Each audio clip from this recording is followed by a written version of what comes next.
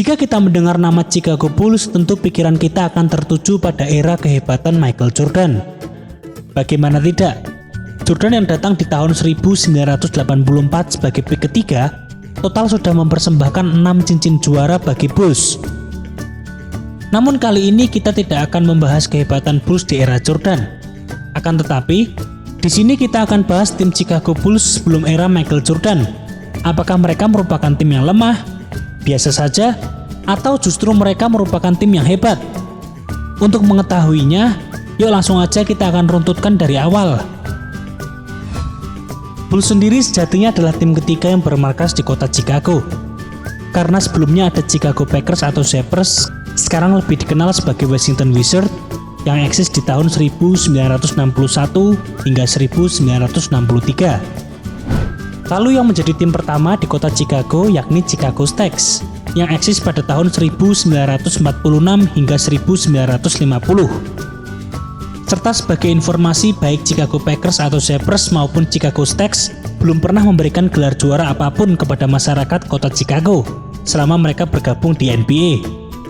Serta dengan kehadiran waralaba baru, tentu para penggemar berharap kepada Dick Lane selaku pendiri Chicago Bulls agar dapat memberikan prestasi kepada para fans. Bulls yang saat itu dikepalai oleh pelatih kepala Johnny Kerr, seorang mantan pemain basket yang juga pernah memperkuat beberapa klub seperti Syracuse National, yang sekarang dikenal dengan Philadelphia 76ers dan Baltimore Bullets. Selain itu, dirinya adalah salah satu dari sekelompok pemain yang mampu melampaui angka 10.000 poin serta 10.000 rebound. Dengan pengalamannya itu, ia lantas ditunjuk sebagai pelatih pertama dari Chicago Bulls. Kemudian di barisan pemain, Bulls dipimpin oleh seorang point guard dan pemberi assist yang cukup handal, yakni Guy Rodgers. Lalu ada pemain yang cukup baik seperti Jerry Sloan serta Bob Boozer.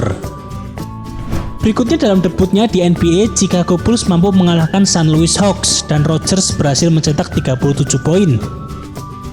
Lalu luar biasanya, Bulls berhasil melaju hingga babak playoff meskipun dengan rekor yang tidak terlalu apik, yakni 33 kemenangan berbanding 48 kekalahan.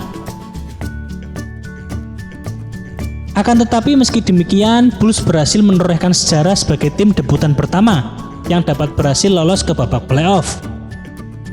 Namun sayang, perjuangan mereka harus kandas setelah kalah dari St. Louis Hawks dengan skor 0-3. Akan tetapi hal ini terasa cukup wajar dan bahkan bisa dibilang penampilan Bulls cukup baik. Karena ingat ya, status mereka sebagai tim debutan. Lalu apiknya performa Chicago Bulls ini juga diperkuat dengan fakta bahwa sang pelatih Johnny Kerr berhasil meraih penghargaan sebagai Coach of the Year. Serta pemain mereka Guy Rodgers juga menjadi pemberi assist terbanyak di musim tersebut. Oh iya, sebagai informasi, di musim perdananya Bulls sempat berganti kandang dari International Amphitheater yang kemudian pindah ke Chicago Stadium. Berikutnya, setelah penampilan apiknya di musim perdana, di awal musim keduanya Chicago Bulls hancur lebur. Ditambah lagi dengan pertukaran Guy Rodgers, pemain bintang mereka, ke Cincinnati Royals, semakin membuat Bulls cukup menderita. Bahkan mereka sempat kalah dalam 9 pertandingan pertamanya. Akan tetapi mereka mampu memperbaiki performanya secara perlahan-lahan, yang membuat Chicago Bulls dapat lolos playoff meski dengan rekor yang cukup buruk, yakni 29 kemenangan berbanding 53 kekalahan. Dan di babak playoff, sayang sekali mereka harus kalah dari Los Angeles Lakers. Setelah musim ini, performa Bulls sedikit mengalami penurunan. Bahkan di musim 1968-1969, kursi kepelatihan mereka sempat mengalami pergantian dari Johnny Kerr kepada Dick Motta. Di bawah komando Dick Motta, ia menyulap Bulls menjadi tim yang tangguh, terutama di sisi defensif, dengan mengandalkan pemain macam Jerry Sloan, Norm Van Lier, serta Tom Boerwinkle. Bahkan tak hanya itu, Motta mampu membawa Bulls untuk 4 kali lolos ke babak playoff secara berturut-turut, mulai dari tahun 1969.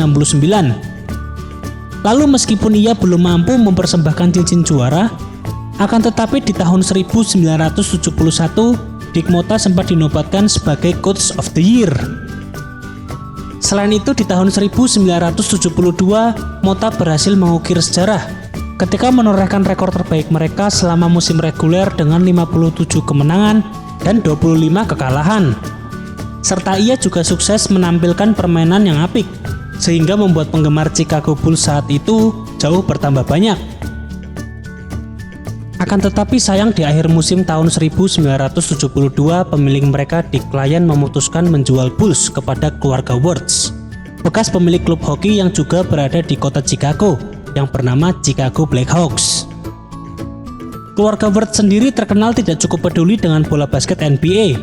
Mereka hanya memikirkan bisnis serta terkenal pelit dengan menerapkan anggaran yang sedikit untuk investasi. Meski demikian, Chicago Bulls yang masih di bawah komando Dick Motta sebenarnya tampil cukup apik.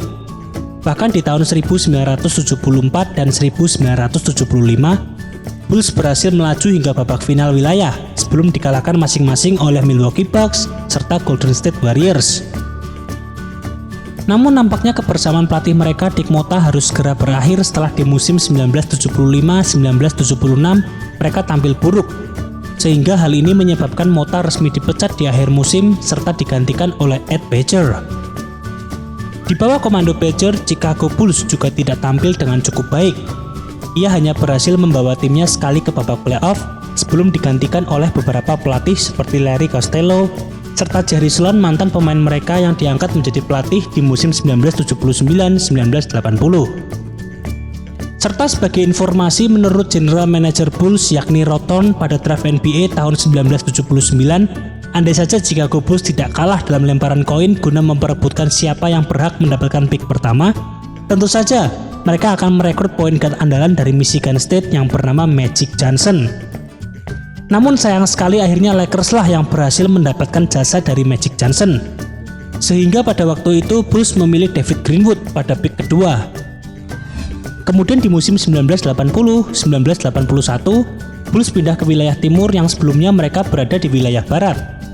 Akan tetapi kepindahan ini belum membuahkan hasil, serta mereka juga gagal meraih prestasi apapun selain lolos ke babak playoff. Namun memasuki draft NBA tahun 1984 inilah cikal bakal kesuksesan Bulls akan dimulai dengan mendatangkan Michael Jordan. Jadi Bulls yang didirikan sejak 1966 berarti 18 tahun sebelum kedatangan Jordan. Kesimpulannya menurut gue mereka juga bukan tim yang jelek, atau bahasa gaulnya nggak ancur-ancuran, bahkan cukup baik. Walaupun mereka belum bisa mendapatkan cincin juara, tetapi mereka juga cukup sering meraih 50 kemenangan lebih di musim reguler. Beberapa kali juga melaju ke babak playoff, dan mereka juga pernah mencicipi final wilayah. Nah, kalau menurut pendapat kalian gimana nih? Kira-kira Bulls era sebelum Jordan apakah hancur-hancuran, biasa aja, atau malah bagus banget? Tulis pendapat kalian ya di kolom komentar. Sekian video dari kami pada hari ini. Thank you and see you.